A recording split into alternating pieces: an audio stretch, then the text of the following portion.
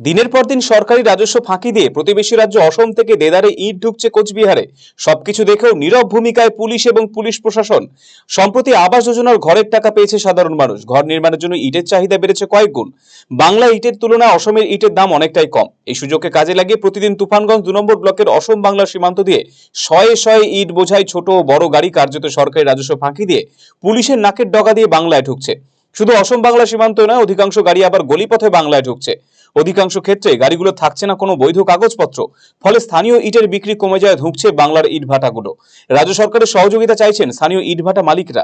তুফানগঞ্জ মহকুমায় সব মিলিয়ে অন্তত 50টি ইটভাটা রয়েছে। বাংলায় একটি ইটের দাম পড়ে 13 থেকে 14 টাকা। অন্যদিকে অসমের একটি ইট খোলা বাজারে পাওয়া যায় 10 থেকে 11 টাকায়। ফলে ভাটাগুলিতে ইট মজুদ থাকলেও তার চাহিদা ঠেকেছে তলানিতে।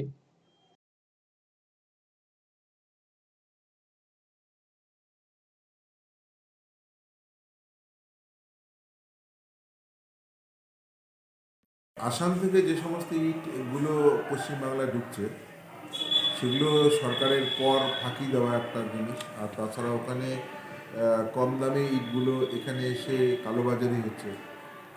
তাতে কি হচ্ছে, এখানে যারা যারা ব্যবসায়ী বা ইটভাটাগুলো মার খাচ্ছে, এবং এই সময়টা মানে বাংলা আবাস যোজনার ঘরের কাজ চলছে।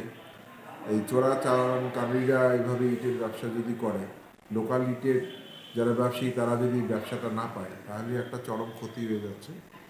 আমি মনে করি এটা একটা অনৈতিক কাজ, এবং সরকারের পারমিশন নিয়ে করলেও আমাদের কোনো আপত্তি নেই, কিন্তু সরকার তো ট্যাক্সটা পাচ্ছে না। আর পাশাপাশি চোরাচালানকারীরা যদি এইভাবে চলতেই থাকে, তাহলে এখানে যারা বড় অংশের একটা মানুষ, তারা কোথায় কাজ পাবে? তারা তো কাজটা হারিয়ে ফেলবে। এবং ইটের হাজার হাজার মানুষ কুচবিহার জেলায় তারা কাজ করছে, শ্রমিক কাজ করছে, তাহলে শ্রমজীবী তারা তারা তাদের শ্রমটা হারিয়ে ফেলবে।